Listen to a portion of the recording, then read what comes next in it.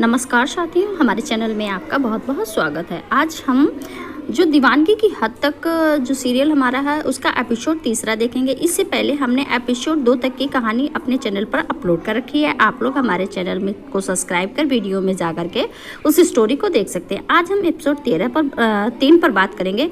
इससे पहले एपिसोड 2 में क्या होता रहता है कि राहत जो होती है वो बहुत ज़्यादा परेशान होती है क्योंकि उसको हॉस्टल में जगह नहीं मिलती रहने के लिए, लिस्ट में उसका नाम नहीं होता है।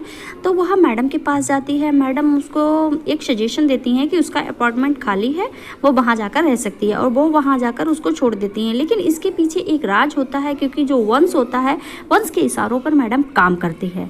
तो इसीलिए मैडम वंश की वजह से ही उसको वंश के अपार्टमेंट में ही छोड़ देती है। आगे की स्टोरी आप एपिसोड 2 में जा करके देख लीजिएगा। अब हम एपिसोड 3 की स्टोरी आगे सुनाते हैं। कॉलेज का सीन है। वंश कॉलेज के लिए राहत को प्रपोज करता है कि आप मेरे साथ चलिए। देखिए, वंश राहत का हाथ पकड़कर अपने पीछे बैठने का इशारा करता है तो राहत एक गहरी सांस लेते हुए उसके पीछे बैठ जाती है। वह अपने हाथ पीछे कर लेती है क्योंकि वह वंश को जरा भी छूना नहीं चाहती है, पर वंश गुस्से में उसके दोनों हाथ पकड़कर अपने पेट पर रख लेता है। वही राहत अपने हाथ पीछे करने ही वाली थी कि तभी वंश डोंट वरी मूव कैंडी, अगर तुम्हारा हाथ पीछे और चला गया तो मैं तुम्हें कहीं रोड के बीचों बीच फेंक दूंगा। तो सोचो तुम्हारे लिए क्या बेहतर होगा। कहते कहते वंश बाइक को स्टार्ट करके वहाँ से निकल जाता है। राहत बेचारी क्या करती, मजबूर थी क्योंकि वहाँ से कोई सवारी उसको नहीं मिलेगी।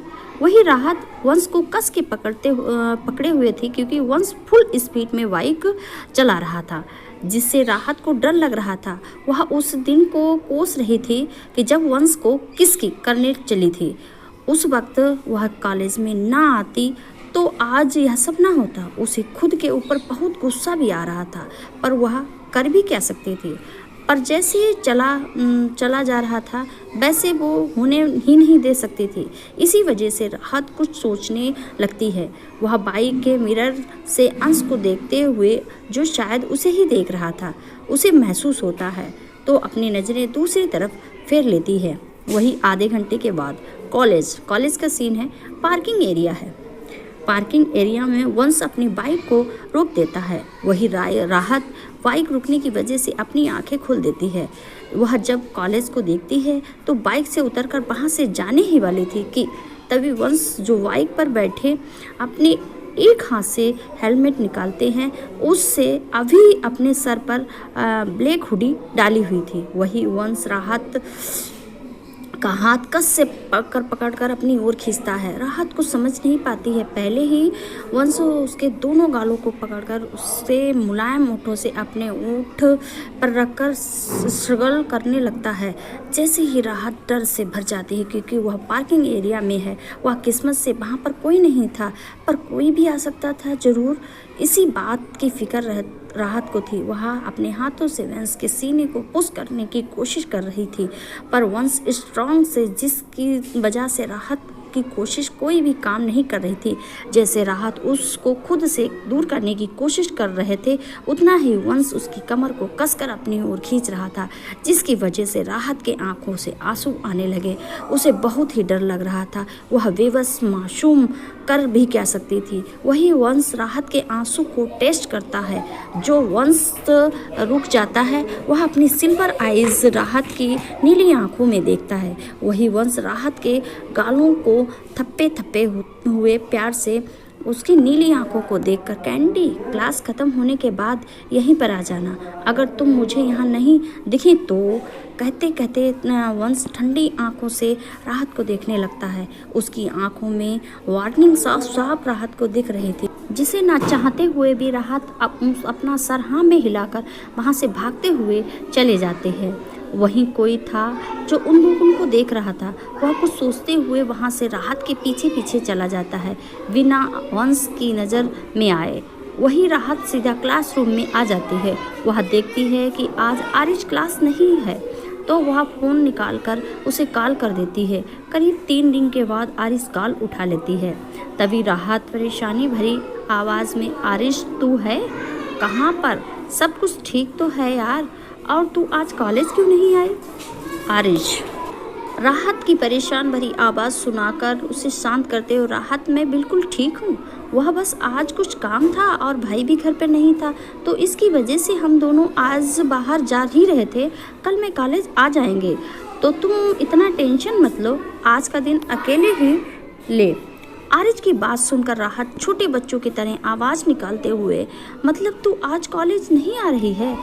तो मुझे पहले तो बता देना चाहिए था, मैं भी नहीं आती, अकेले क्या करूँगी तेरे बिना। आरिज राहत की बच्चों वाली बात सुनकर उसकी इमेज करती है कि राहत का चेहरा कैसा होगा। वह हंसते हुए, मुझे भी पता था, भाई ने अभी 10 मिनट पहले ही मुझे बताया, इसके लिए मैं कॉलेज नहीं आ रही हूँ। आरिज की बात सुनकर राहत अपना सर हाँ में हिलाते हुए, ठीक है, एंजॉय कर ले और कल पक्का आ जाना, नहीं तो मैं तेरा गला दबा दूंगी। तुझे पता है ना, मेरा यहाँ पर कोई भी दोस्त नहीं है तेरे सिवा, तेरे बिना तो मेरा कुछ काम नहीं होता। आरिज की राहत से बात सुनकर छोटे बच्चों की तरह आवाज़ निकलते हुए, मेरी राहत कितनी प्यारी प्यारी बातें करती है, काश मैं लड़का होता तो मैं अपनी राहत से शादी करा लेता। शादी की बात सुनकर राहत को वंश का चेहरा नजर आता है। वह अपनी आंखें बड़ी बड़ी कर, नहीं नहीं नहीं नहीं नहीं। राहत की बात सुन आरिज न समझी, मैं नहीं, क्या कह रही है? तभी राहत जल्दी से अपनी बात को सुधारते हुए झूठी मुस्कुराहट लिए, कुछ नहीं, बस ऐसे ही, तू वह सब छोड़, चल मैं क्लासरूम में जा रही हूँ, बाद में बात करते हैं। इतना कहकर राहत बिना आरिश की बात सुने कॉल कट कर देती है और एक गहरी सांस लेकर खुद से, राहत तू पागल है, उस पागल के बारे में तू कैसे सोच सकती है? पहले यह सोच, क्या उससे तेरा पीछा कैसे छुड़वाया जाए? तभी एक लड़का उसे पीछे खड़ा होकर, मैं तुम्हारी मदद कर सकता हूँ, क्लासरूम होने के बाद कैंटीन में मुझे मिलना, वह अकेले। इतना कहकर वह लड़का राहत को एक आंख मारकर मुस्कुराते हुए दूसरी क्लासरूम की तरफ चला जाता है। वही राहत अपनी आंखें बड़ी बड़ी करके उस लड़के को जाते हुए देख रहे थे। उसे कुछ भी नहीं समझ आ रहा था कि वह लड़का क्या कहना चाहता है। वह उस लड़के को वहाँ से जाते हुए देखती है, फिर अपना सर हाँ में हिलाकर वहाँ से चली जाती है। देखते देखते क्लास खत्म हो जाती है। राहत क्लास के बाहर आकर कैंटीन की तरफ एक नज़र देखती है, फिर एक नज़र पार्किंग एरिया पर जाने वाली रास्ते को कोसती है। वह खुद से ही आखिरी जाऊँ कहाँ? हाँ, एक काम करते हुए उस लड़के से मिलकर फटाफट मैं उस पागल के पास चली जाती हूँ, नहीं तो पता नहीं वह पागल क्या करेगा। कहते कहते राहत जल्दी से कैंटीन की तरफ चली जाती है। कैंटीन में आकर उस लड़के को ढूंढने लगती है कि तभी वह लड़का राहत का हाथ पकड़कर कैंटीन के सबसे कॉर्नर वाली सीट पर राहत को बैठा देता है। वही राहत उस लड़के को देख ही रही थी कि वह लड़का भी उसे देख रहा था। तभी वह जूस मंगवा देता है और राहत के सामने आगे करके अपनी वही राहत उस लड़के की तरफ देखकर, तुम क्या कहना चाहते हो? तुम मुझे बता सकते हो? लड़का राहत की तरफ देखते हुए, तुम वंश से परेशान हो चुकी हो और उसके बारे में अच्छी तरह से जानता हूँ। मैं तुम्हें इतना ही कह सकता हूँ कि तुम जितना उस अवॉइड करना करोगी उतना ही बेहतर है, क्योंकि अगर देर हो गई तो तुम पछताओगी। उस लड़के के पास उसका राहत अपनी आंखें हैरानी से बड़ी बड़ी करके, मतलब तुम क्या कहना चाहते हो? क्या तुम वंश के बारे में कुछ जानते हो? वह कैसा शख्स है? मतलब मैं जहाँ तक उसे जानता हूँ वह नॉर्मल पर्सन बिल्कुल ही नहीं है। वह लड़का मुस्कुराते हुए, मुझे पता है, तुम्हें कॉलेज के बारे में पहले जान लेना चाहिए था, फिर तुम खुद ही वंश के बारे में जान लेती। उस लड़के की बात सुनकर राहत को कुछ समझ नहीं आता। वह कुछ बोलने ही वाली थी कि तभी राहत के कानों में एक ठंडी आवाज़ आ जाती है, कैंडी तुम यहाँ पर क्या कर रहे हो? जहाँ तक मुझे याद था मैंने तुम्हें क्या कहा था कि हम दोनों घर एक साथ जाने वाले हैं। तो वंश की आवाज़ सुनकर लड़का पीछे मुड़कर जैसे ही वंश को देखता है उसका चेहरा पसीने से भीग जाता है। वह वंश के सिल्वर आइज में किलिंग जैसा साफ साफ देख सकता है। वह बिना कुछ बोले वहाँ से चला जाता है। वही वंश अपनी नज़र बिना राहत से हटाए उसके बेहद नज़दीक आता है, जिससे राहत सभी की तरफ देखने लगती है। तो सभी भी उसी की तरफ देख रहे हैं, तो राहत जल्दी से अपनी जगह से खड़ी हो जाती है और वंश एक नज़र सभी को देखकर राहत का हाथ पकड़ के वहाँ से अपने साथ ले जाता है। वही राहत अपना सर नीचे कर लेती है। बहुत गलत फील करने की वजह से दोनों ही बाइक पर हैं। इस समय वंश बिना राहत के एक शब्द कहे सिर्फ बाइक चला रहा था। उसका पूरा ध्यान बाइक के मिरर में राहत के चेहरे पर था, जिसके चेहरे पर उसे डर साफ साफ दिख रहा था। करीब 1 घंटे बाद बाइक बिल्डिंग के सामने रुक जाती है। राहत बिना देर किए वंश की तरफ देखकर वहां से भाग जाती है और अपने अपार्टमेंट में चली जाती है। राहत लिफ्ट के सामने खड़ी होती है, पर लिफ्ट नहीं खुलती है, तो वह सीढ़ी की मदद से ऊपर की ओर भागते हुए, राहत कुछ भी करके मुझे इस पागल से अपना पीछा छुड़ाना होगा, नहीं तो पता नहीं वह क्या करेगा। ऊपर से इतना डरावना लग रहा है। आज तो उसे देखकर मुझे एक साइको सा लग रहा था। पता नहीं अभी मेरे साथ क्या करेगा। फिर एक जगह पर ऊपर अपने सीने पर अपने दोनों हाथ रखते हुए रोने वाली शक्ल बना, ऐसे ही किसी को अपनी ज़िंदगी कंट्रोल करने नहीं दे सकती। मुझे फ्रीडम पसंद है और यह तो मुझे पूरी तरह से पागल कर देगा। कुछ भी करके पहले यहाँ से निकलना होगा, जिससे जितना दूर हो सके उतना दूर रहना होगा, तो यही मेरे लिए बेहतर है। कहते कहते राहत फूली हुई सांसों के साथ अपने सीने पर हाथ रखकर अपने अपार्टमेंट के दरवाजे के सामने खड़ी हो जाती है। वह बिना देर किए दरवाज़ा खोल देती है। वह बिना ना मुड़े दरवाज़ा बंद करके वह जैसे ही पीछे मुड़कर वंश का चेहरा देखती है, जो बिना किसी एक्सप्रेशन के साथ उसे देख रहा था। उसके एक्सप्रेशन को देखकर ऐसा लग रहा था कि वह बिना किसी हेजिटेशन के किसी को भी मारने के लिए रेडी हो। वही वंश को ऐसे देखकर राहत की पूरी बॉडी कांपने लगती है। उसके चेहरे पर पसीना साफ दिख रहा था। उसके हाथ पैर कांपने लगते थे। उसे खुद भी पता नहीं कि क्या उसे वंश के अभी पॉजिटिव वाइज नहीं आ रही है। उसे कुछ अलग सी बेचैनी महसूस हो रही थी उसके नज़दीक होने से, जिससे राहत की दिल की धड़कनें बढ़ जाती हैं। अब यह क्या करे उसे कुछ नहीं पता। राहत एक गहरी सांस लेकर अपने थर थर आते ओठों के साथ तुम मेरे अपार्टमेंट में कैसे आए? दरवाज़ा तो लॉक था, तो फिर तुम मुझसे पहले कैसे आए? कहते कहते राहत रुक जाती है, क्योंकि वंश उसके नज़दीक आ रहा था, जिससे राहत को और भी डर लग रहा था। उसके हाथ से अपने पैर पीछे की ओर ले जाती है। पीछे जाने से उसका पैर सोफे के बीचों बीच आ जाता है, जिसकी वजह से वह सोफे पर गिर जाती है। वह तो फिर से उठने ही वाली थी कि जैसे ही वह उठने वाली थी तभी वंश उसके ऊपर आ जाता है, जिससे राहत कांपने लगती है। वह अपनी कांपती आवाज़ में तुम कर क्या रहे हो? तुम मेरे ऊपर हो और निकलो यहाँ से। राहत की बात को पूरी ध्यान से अनदेखा करके वंश अपनी एक अंगुली राहत की सॉफ्ट लिप्स पर आकर अपनी ठंडी आवाज़ में कैंडी शांत, अब भी वर्ड अगर तुम्हारे मुंह से आए तो तुम्हारी आवाज़ तुम्हारे गले से कभी बाहर नहीं जाएगी, सो जस्ट रिलैक्स। कहते कहते वंश उसकी गहरी नीली आंखों को देखने लगता है। वह अपनी आंखें बंद करके गहरी सांस लेकर अपनी आवाज़ तुम उस लड़के के नज़दीक कैसे जा सकते हो कैंडी? वंश का ऐसा अजीब सा सवाल सुनकर राहत को कुछ भी समझ नहीं आता। वह पूरी तरह से ब्लैक हो चुकी है। उसे समझ में नहीं आ रहा था कि वह क्या बोले, क्योंकि वंश के ऐसे देखने से राहत के मुंह से एक शब्द भी नहीं निकल रहा था। वंश की वॉइस इस तरह क्रैपी साउंड कर रही थी, जिससे राहत को और भी डर लग रहा था। वंश अपनी ठंडी आंखों से राहत को देखते हुए, आंसर मी कैंडी, तुम क्यों उस लड़के के पास गई?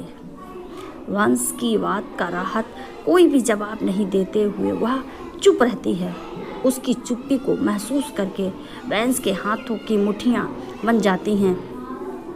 वह गहरी सांस लेकर अपनी गर्दन को टेढ़ी करके राहत के डिलेक्टेड और सॉफ्ट लिप्स को बड़ी अजीब तरह से देखने लगता है।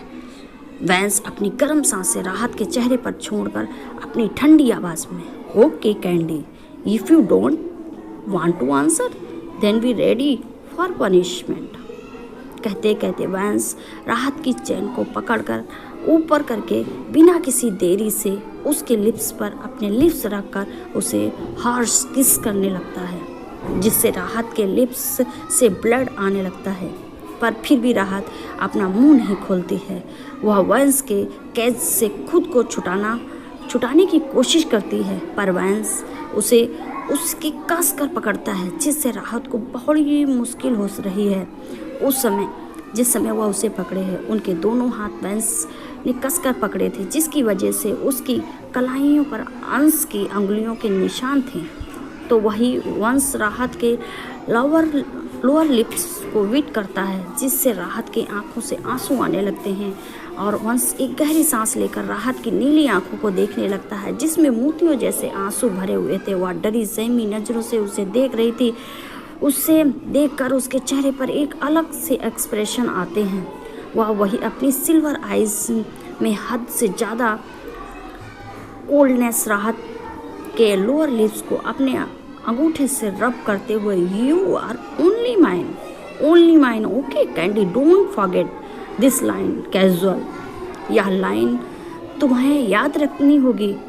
तुम किसी की हो, पर तुम्हें टच करने का हक सिर्फ मुझे देना चाहिए। कहते कहते वंश राहत के लिप्स पर अपने लिप्स रखकर उस सॉफ्ट टच करके अपनी कलाइयों को अपने हाथ से पकड़ लेता है और जहाँ पर उसकी उंगलियों के निशान थे वहाँ पर ठंडे लिप्स रखकर उसके ऊपर से हट जाता है।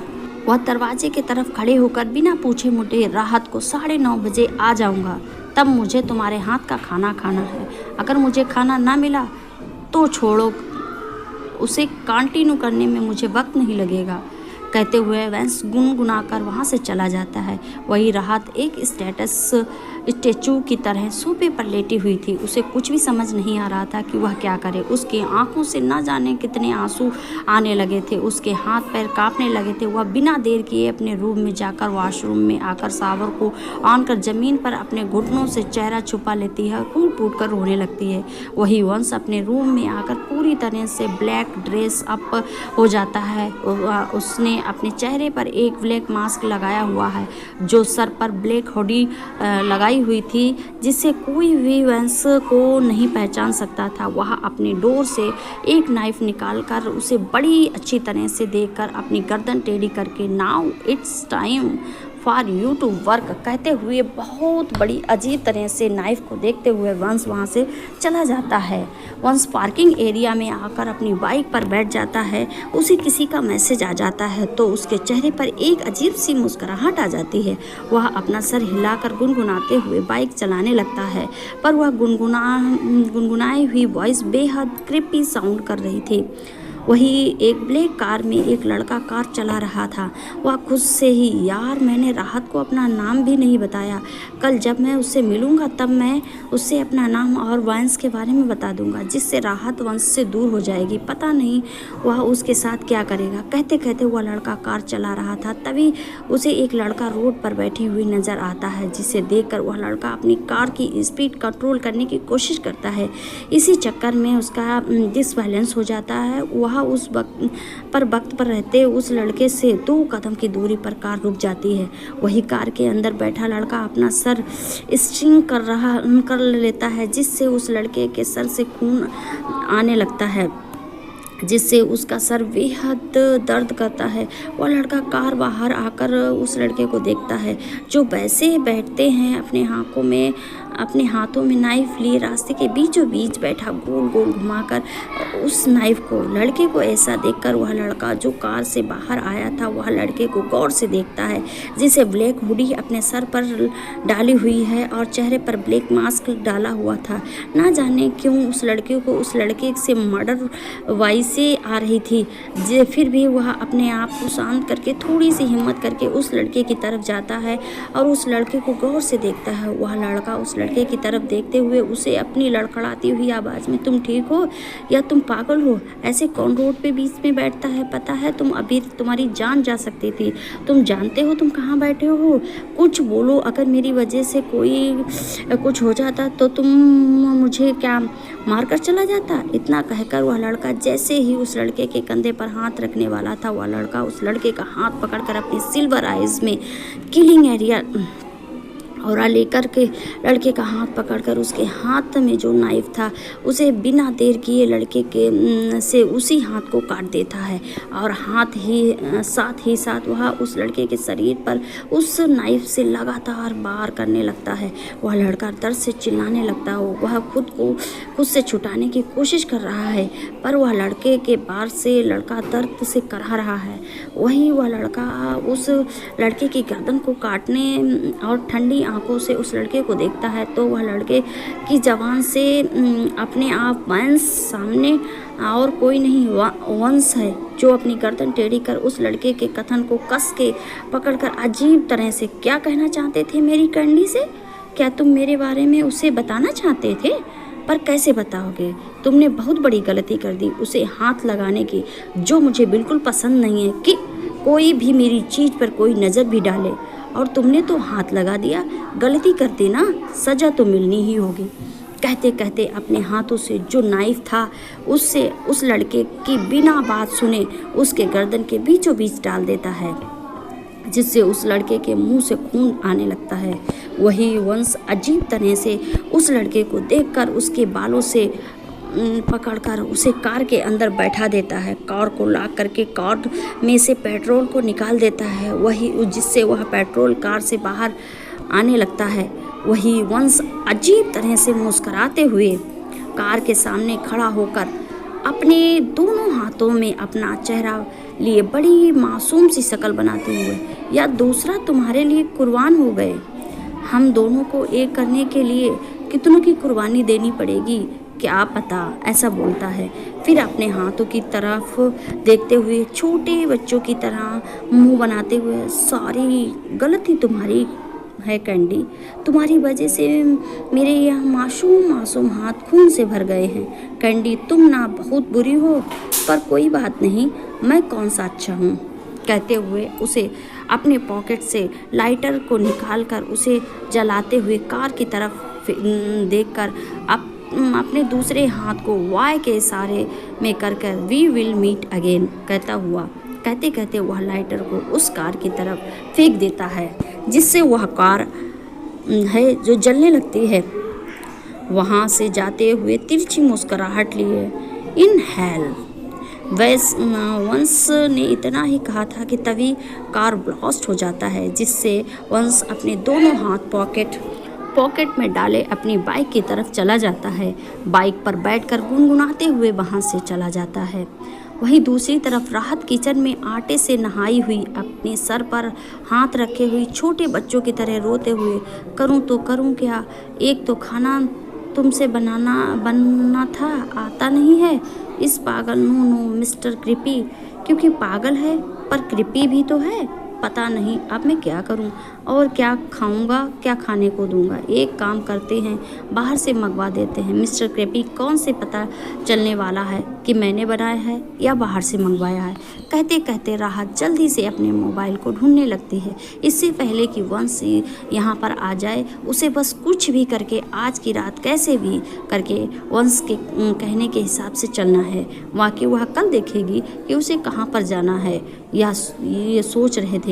राहत अपने मोबाइल के लिए बहुत परेशान है। पनीर की रेसिपी, सब्जी और पूरी मंगवा देते हैं, जैसे ही वंश को कोई शक ना हो। राहत घड़ी से देखती है जहाँ पर 9 बज चुके हैं। वह खुद से अभी तक खाना कैसे नहीं आया पता नहीं। वह मिस्टर क्रेपी भी कभी भी आ सकता है। भगवान जी, जल्दी से जल्दी खाना आ जाएगा और मैं जल्दी से मिस्टर क्रैपी को खाना देकर वहाँ से निकल जाएं। पता नहीं क्यों पर मुझे बहुत डर लगता है, पर मुझे कुछ भी करके डरना नहीं है। राहत तुझे स्ट्रांग रहना है, अपने मन में कहती है। राहत ऐसे ही मन बोल ही रही थी, तब तक डोर का बेल बजता है, जिससे राहत जल्दी से डोर ओपन करने के लिए चलती है तो सामने एक डिलीवरी बॉय है, जिसे देखकर राहत एक गहरी सांस लेकर जल्दी से उसके हाथ से सामान लेकर उसे पैसा देकर जल्दी जल्दी खाना डाइनिंग टेबल पर रखना स्टार्ट कर देती है और उन कागज़ों को वहीं डस्टबिन में फेंक देती है और उस पर वह नई थैली डाल देती है जिस पर वंश को कुछ पता ना हो। वहीं राहत वहीं सोफे पर बैठे वंश के आने का इंतज़ार कर रही है, पर उसका इंतज़ार सिर्फ 5 मिनट का था, क्योंकि वंश दरवाजे पर आकर रुक जाता है। इस समय उसने अपने पूरे कपड़े बदले हुए थे, पर हाँ, उसके ब्लैक हुडी पहनी हुई थी जिससे उसका सर कवर था। वंश कुछ सोचकर बेल बजा देता है, अपने दोनों हाथ अपने हुडी में के अंदर डाल से अपनी सिल्वर आइज से डोर को देखने लगता है। करीब 3 सेकंड के बाद राहत दरवाज़ा खोल देती है, वंश को देखती है तो एक साइड में खड़ी हो जाती है। वही वंश एक गहरी सांस लेकर अंदर आ जाता है। वही राहत बिना कुछ बोले खाने को उसके सामने रखकर खुद उससे 3 चेयर दूरी पर बैठ जाती है और अपना सर नीचे रख के खाना खाने लगती है। वही वंश खाने को देखता है तो कभी राहत को, जिससे चेहरे पर पसीने की बूंदें साफ दिख रही थीं। वंश खाने को स्मेल करता है, उसके चेहरे पर एक अजीब सी मुस्कुराहट आ जाती। वह अपने दोनों गालों पर अपने हाथों को रख कर अपनी गर्दन टेढ़ी करके राहत को अपनी ठंडी आंखों से देखते हुए बड़ी मासूम सी शक्ल बनाकर, कैंडी, खाना तुमने नहीं बनाया है ना? यह सुनते ही राहत के गले में खाना अटक जाता है। वह जोर जोर से खांसने लगती है। वह जल्दी से पानी का ग्लास अपने हाथों के लिए पीने लगती है और अपनी तिरछी नज़र से वंश को देखने लगती है, जो उसी को ही अपने दोनों हाथों से अपने गाल पर रखे हुए राहत से डेडली आंखों से देखने लगता है, जिससे राहत सहम जाती है। वह अपनी नज़रें फेर लेती है। वही वंश राहत के हर एक रिएक्शन और फेस एक्सप्रेशन गौर से देख रहा था। वह अपनी गर्दन टेढ़ी करके, कैंडी, आंसर मी, खाना किसने बनाया है? राहत पानी का घूंट अपने गले के नीचे डालकर बिना वंश की तरफ देखकर अपने लड़खड़ाती हुई आवाज़ में, मैंने, और किसने बनाया होगा? वंश अपनी जगह से खड़ा होकर अपने हाथों में खाने की प्लेट लिए धीरे धीरे राहत की तरफ बढ़ जाता है, जिससे राहत की सांस भारी होने लगती है। तभी वंश राहत के सामने खाने की प्लेट रखकर अपने दोनों हाथ उसके कंधे पर रखकर उसके कान में हॉर्स वॉइस में, लिश, liar, liar, pants on fire कहते कहते वंश राहत को देखने लगता है। तो राहत अपनी तिरछी नज़रों से वंश को देखती है। उसके चेहरे पर कंफ्यूजिंग लुक दिख रहा है, जिसका मतलब उसे कुछ भी समझ नहीं आ रहा है, जिसे देखकर वंश उसके साइड वाली चेयर पर बैठकर उसके चिन को पकड़कर अपनी ओर कसते हुए अपनी गहरी नीली आंखों में देखकर एक बड़ी अजीब तरह से झूठ गर्दन दर्द देता है और दर्द इंसान के अंदर आग पैदा करता है। अब समझाया, कैंडी, झूठ कभी किसी से कहना नहीं चाहिए। क्या पता उस झूठ की कोई ऐसी सज़ा मिले तुम्हें जो तुम सोच भी नहीं सकती, कैंडी।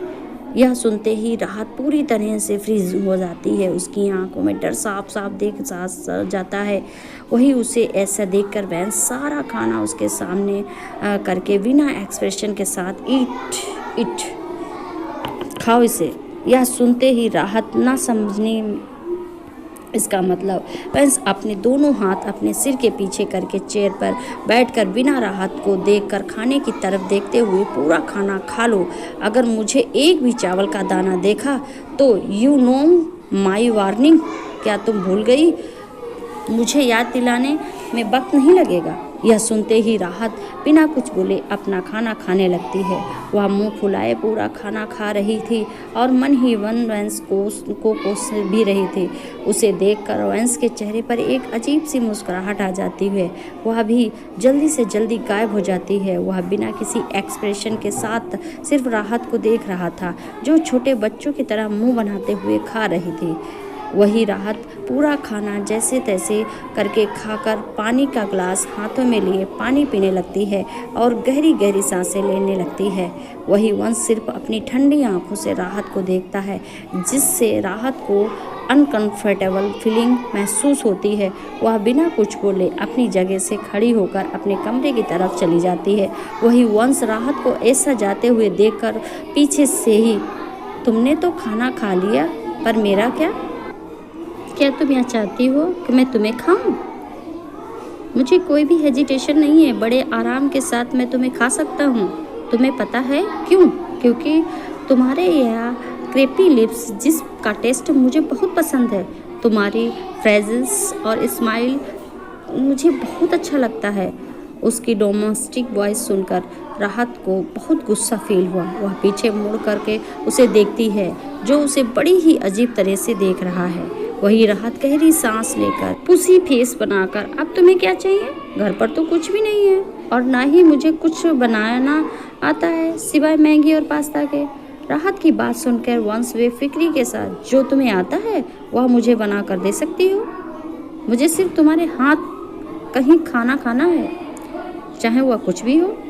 वंश की बात सुनकर राहत खुद के ही मन में, अजीब इंसान है सच में। कृपी तो पूरी तरह से पागल है। वंश अपने दोनों हाथों से अपने गालों को रोककर राहत को देखते हुए, I now candy something new. वंश की बात सुनकर राहत अपनी आंखें बड़ी करके उसे देखने लगती है, तो वंश उसे तिरछी मुस्कुराहट देता है, जिससे राहत जल्दी से किचन की तरफ चली जाती है। वही राहत के जाने के बाद वंश राहत के रूम की तरफ बढ़ जाता है। उसके रूम में आकर वंश पूरे रूम को देखता है, जहां पर राहत में पूरा सामान बिखरा हुआ था। उसे देखकर वंश एक गहरी सांस लेता है। वंश राहत के रूम को देखता है, तभी उसकी नज़र राहत के रूम में सोफे पर चली जाती है। वह जैसे ही उस सोफे के नज़दीक आता है तो उसके चेहरे पर अजीब सी मुस्कुराहट आ जाता है, क्योंकि सोफे पर राहत की ब्रा है। यह कुछ सोचकर उसके नज़दीक चला जाता है और उसकी ब्रा को अपने राइट हैंड और 2 फिंगर से पकड़ लेता है। वह उस ब्रा को ऊपर करके अजीब तरह से देखने लगता है। तभी पीछे से राहत, जो वंश को ढूंढते हुए कमरे की तरफ आ रही थी, जैसे ही वह वंश के हाथों में अपनी ब्रा को देखती है तो भागकर उसे के हाथों से अपनी ब्रा को लेकर पीछे छुपाते हुए, अपनी आंखें छोटी करते हुए, सेमलेस, थोड़ी भी शर्म नहीं किसी लड़की के कमरे में आकर, वो भी ब्रा। कहते कहते राहत के चिक्स वार्निंग रेड होने लगते हैं। उसके मुंह से आग के शब्द नहीं निकल पाए थे कि वह शर्म महसूस हो रही थी। वही वंश राहत की बातों को पूरी तरह से इग्नोर करके उसके नज़दीक जाकर नीचे झुककर उसके कान में डोमिनेटिंग वॉइस में, don't you think it too small candy, make it bigger. कहते कहते वंश वहाँ से अपने दोनों हाथों को अपने पॉकेट में डाले गुनगुनाते हुए चला जाता है। यहाँ पर एपिसोड 3 है वो हमारा ख़त्म हो जाता है। इसके बाद 4था एपिसोड हम बनाएंगे। इसके लिए हमारे चैनल को सब्सक्राइब कर लें, वीडियो को लाइक कर लें। आपको अगर पसंद आया हो तो ज़रूर ही हमारे चैनल को सब्सक्राइब कर लें, जिससे कि हम नेक्स्ट बनाएं तो आपके पास